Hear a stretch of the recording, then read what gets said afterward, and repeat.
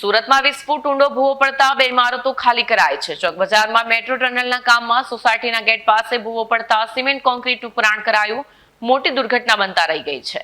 સુરત શહેરના ઐતિહાસિક ચોક બજાર વિસ્તારમાં મેટ્રો રેલના નિર્માણ કાર્ય દરમિયાન એક મોટી દુર્ઘટના ઘટતા રહી ગઈ છે। મુખ્ય રોડ પર 20 ફૂટ ઊંડો ભયજનક ભૂવો પડ્યો। શાહપુર સાંઈબાબા મંદિર પાસે અને ડોક્ટર નરગીસ હાર્ડવેરના દવાખાનાની નજીક મેટ્રોની અંડરગ્રાઉન્ડ ટનલ બનાવવાનું કામ ચાલી રહ્યું છે। રહેણાંક મકાનોની નીચેની જ્યારે ટનલ બોરિંગ મશીન પસાર થઈ રહ્યું હતું ત્યારે અચાનક જમીન અંદરથી ધસી પડી હતી। આના પરિણામે મુખ્ય રોડ ઉપર 20 ફૂટ ઊંડો ભયાનક ભૂવો પડ્યો હતો। જમીન ધસી પડવાના કારણે આસપાસની ઇમારતોના પાયા નબળા પડવાની ભીતિ સેવાઈ હતી। સાવચેતીના પગલા રૂપે તંત્ર દ્વારા તાત્કાલિક અસરથી બે બિલ્ડિંગો ઘર નંબર 12, 1299, ઘર નંબર 12, 1311 ને જાહેર જોખમ જાહેર કરી ખાલી કરવામાં આવી છે। વધુ જમીન ધસે નહીં તે માટે તાત્કાલિક ધોરણે સિમેન્ટ કોન્ક્રીટનું મિશ્રણ કરી પુરાણની કામગીરી હાથ ધરવામાં આવી હતી। ઇમારતોની સ્થિરતા ચકાસવા માટે ટેકનિકલ ટીમ તૈનાત કરવામાં આવી છે। સદનસીબે આ ઘટનામાં કોઈ જાનહાનિના સમાચાર નથી। મેટ્રોની કામગીરીમાં અગાઉ પણ આ રીતના ભૂવા પડવાની ઘટનાઓ બની છે। આ પહેલા પણ સુરતના વરાછા વિસ્તારમાં ભૂવા પડ્યા હતા અને નીચેથી માટીનું લિક્વિડ પણ બહાર આવ્યું હતું। નામ મોહમ્મદ અસગર પાનાગર। કઈ જગ્યાએ રહેવાનું? મારે માછલીપુર મેઇન રોડ શાહપુર ખાતે સુરત ખાતે ઘટના બની છે આજે અહીંયા?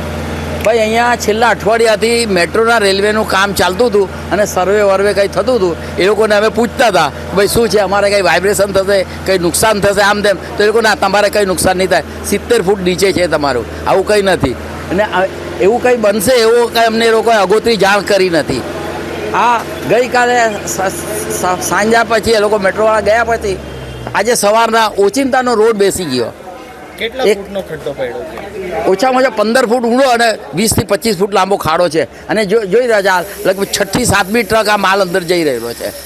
હવે કયા કારણ થયું એ ટેકનિકલી અમે તો કહી શકીએ નહીં, પણ આ જે રસ્તો બેસી ગયો છે તેના માટે કરીને અમે જાણ કરી, કોર્પોરેશનને જાણ કરીને આ બધો ગેસ કંપનીને જાણ કરી, બધું કરીને સવાર બપોરથી લગભગ 11 વાગ્યાથી આ બધા લાગેલા છે। નીચેથી મેટ્રોનું કામ જઈ રહ્યું છે તો ઘરમાં કેવું વાઇબ્રેશન ને કેવું? ના, ઘરમાં તો અમારે તો એવું કહેવામાં આવેલું કે અમારું મેટ્રોની લાઇનની બહાર છે અમારું ઘર, એટલે અમારે એ પ્રોબ્લેમ નથી। પણ આજે આ જે કોર્પોરેશનનું જે બધું થયું છે તો સામસામેવાળી બે બિલ્ડિંગના લોકોને આ જે સ્ટાફ આવેલો છે, સંબંધિત સ્ટાફ જે કોઈ રોડનો હોય, બિલ્ડિંગનો હોય, ગેસ કંપનીનો હોય, લાઇટ કંપની હોય, તેમણે બે બિલ્ડિંગ ખાલી કરાવેલી છે, એટલે અમે અનસર્ટન ગભરાઈ ગયા।